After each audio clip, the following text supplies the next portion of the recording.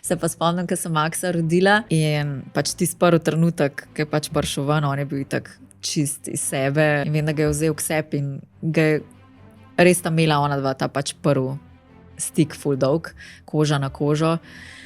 Vem, da je bila tam tista sestra, pa moš to posteljico roditi, pa vse to in jaz gledam in so se mi solze začela nabirati. Sem rekla, ampak veste, jaz imam še zmer Markota rajš. Pa rekla, pa se začela svet, pa rekla, gospa, se to je normalno.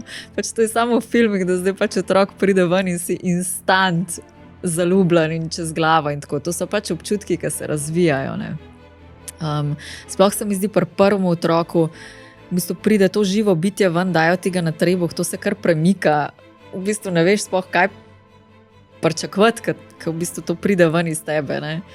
In to so taka, ne vem, nepredstavljiva oziroma nepopisni trenutki, ki jih je res težko opisati te občutke ob temu, no.